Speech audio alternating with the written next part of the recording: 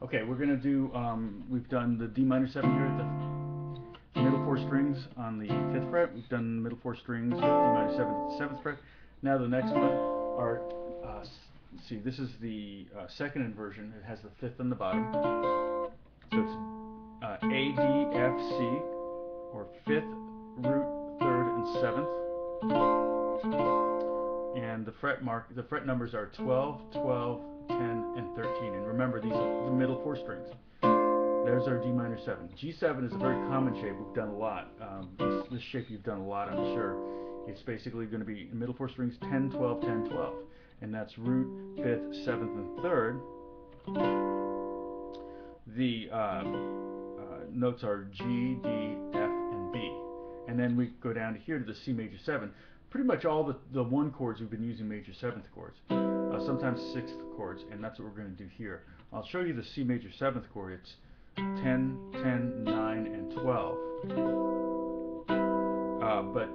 And that's note-wise, that's G, C, E, and B. I'm going to take that B down to an A and make it a G6 chord. I think that, or C6 chord. I think that's a kind of an easier voicing to play. A lot of times, if it's an easier voicing for you to grab, you're more likely to use this 2-5-1 progression. And remember, as I was talking about 2-5-1s before, if it took you a while to learn a new chord, but now you're getting so many chords. Now you're learning groupings of chords, like 3-note progression or 3-chord progressions, and you're going to get as fast with those. Those are going to have the same finger memory. You're going to be able to go as quickly from one to another as you did just going to a single chord. So it's going to be a similar kind of learning process. All right, let's do some alters on these. So D minor 7. Let's do D minor 7 flat 5. So I'm just going to take that bottom note and take it down a half step. So it's 11, 12, 10, 13. And then G7, C6.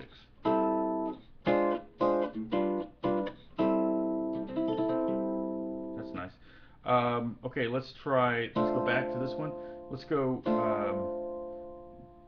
how about G7 flat 9? So we're D minor 7 to G7, but we're going to take that, add the 9th, so we're going to take that root, the G, up to A, the root, and we're going to flat that, so we're going to end up with a diminished chord. That's our 7th flat 9. And then C major, or C6. So we have D minor 7, G7 flat 9, and C6. Now this one's nice because we have the top note, the C, going down to B, half step movement, and we have the A going down a half step to A flat, half step movement. And then that resolves down again. So nice chromatic movement. It's always fun to play that. It's always fun to hear that.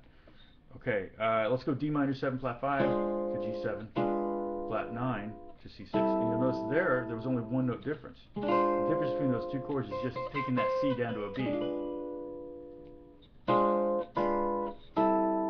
So D minor 7 flat 5, 11, 12, 10, 13.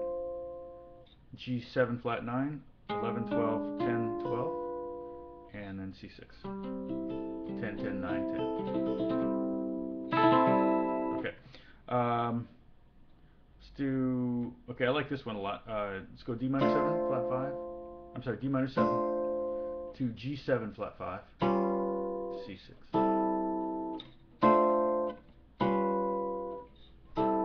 So that one, the G7. Remember, the G7 is like this: 10, 12, 10, 12. We're going to take that second note, the D string, and that D note we're going to take down a half step to D flat, and that's how we get our G minor or G7 flat 5. And we could do D minor 7 flat 5 to G7 flat 5 to C6. Listen to that without me talking all over it.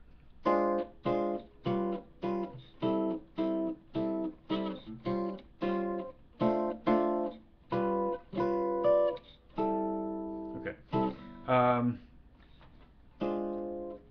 Let's see. Let's try.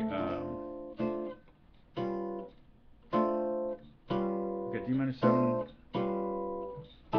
Okay, another thing we could do is we could take that, go back to the major 7th on the C chord.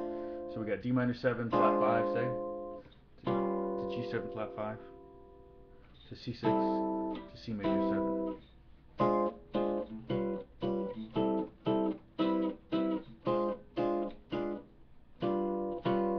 Okay, let's let's make it a flat 9 and a flat 5, and then the 7th and the 3rd. So this is kind of cool.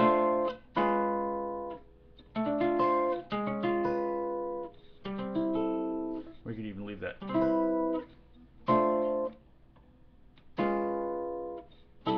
So that would be 12, 12, 10, 13, 11, 11, 10, 12, and then 10, 10, 9, 10.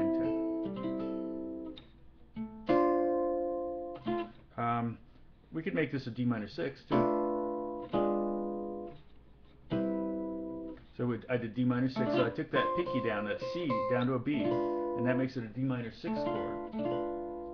And then I could just take my second finger down a fret to the A flat and make this a G7 flat 9 chord, and then go to the C major 7th chord. So that top note never changes. So we have.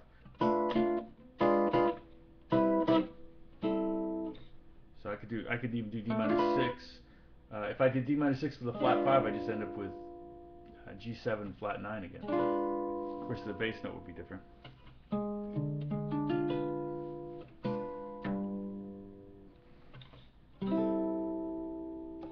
Okay, so I hope this gives you some new ones to work on in this voicing. And again, these are all transferable. So just like when you learned a chord, when you learned a new drop 2 chord, you know this G minor 7, for example, you actually learn 12. It's totally movable, no open strings. So the exact same thing is true with the 2-5-1 progression. So if I go, what was the one I liked? Oh, the D minor 7 flat 5, the G7 flat 5, the C6, and I can go right here.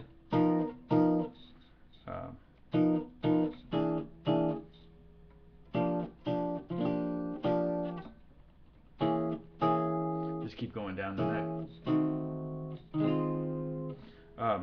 So we have D minor 7 flat 5 to G7 flat 5 to C. And I'm going to go C minor 7 flat 5 to E to F7 flat 5 to B flat 6. And I'm going to take the B flat and I'm going to turn it into a B flat minor 7 flat 5, and I'm going to go from B flat minor 7 flat 5 to E flat 7 flat 5, which is its 5, and into their 1, which is A flat 6, and then I'm going to go A flat 7 minor 7, but flat the 5th, and then I'm going to go to D7 flat 5, or D flat 7 flat 5, D flat chord, the 7th with the flat 5th. So anyway, it's getting pretty convoluted here, but that's when you have these voicings, you can stack those 2-5, 2-5, 2-5, 1s all the way down. That's very common in jazz progressions. As you look through the real book or different standards, you'll find there's lots of opportunities to play lots more 2-5s, I think, than you would find opportunities to play 2-5-1s. A lot of times they'll delay the resolution to kind of create this tension in the music. It's very cool. So anyway, I hope this helps. We have one more to do, and we're going to go back. I think we're going to go back down here. I don't know. It's going to be tough because we don't want to use an open string. So I may actually have to change the key for the next one so we can we can learn the shapes, but without having to worry about bringing any open strings into it or being too far up the neck, at least for this guitar. I guess I could get a different guitar out and do it on the guitar. I think that's what I'll do. So anyway, God bless you guys. I'll talk to you soon.